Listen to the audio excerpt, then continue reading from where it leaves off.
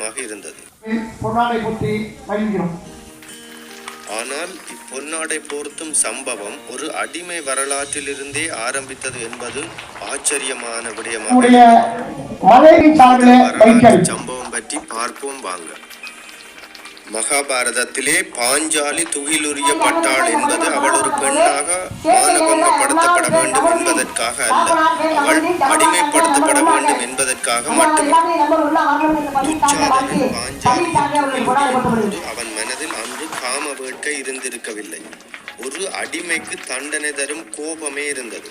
பாஞ்சாலி ஒருவேளை ஆணாக இருந்திருந்தாலும் இதையேதான் செய்தது. ஆணோ பெண்ணோ தென்னிந்திய ஊர்களில் அடிமைகள் வரும் மேலாடை அணிந்திருக்க கூடாது என்பது பழக்கத்தில் இருந்தது. ஆரம்ப காலங்களில் சமூகத்தில் பெரும் மரியாதை ஒரு ஆண் மேற்சட்டை அணியாது இருக்க வேண்டும் என்பது சட்டமாக.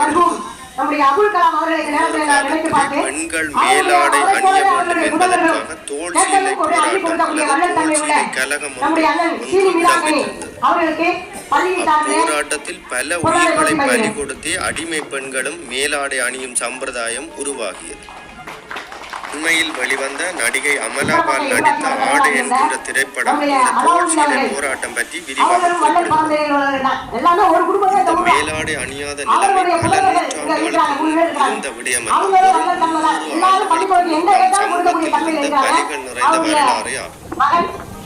இப்படியான அடிமைத்தனத்திலிருந்து ஒரு ஆணையோ பெண்ணையோ வெளியேற்றி மேலாடையாக அவருக்கு ஒரு துண்டினை வழங்கிய பின்னைய சமூகம் பின்னர் மேலும் படிப்படியாக வளர்ந்து அத்துண்டை அவர் மீது தானே போர்த்தி கௌரவிக்க முன்வந்தது.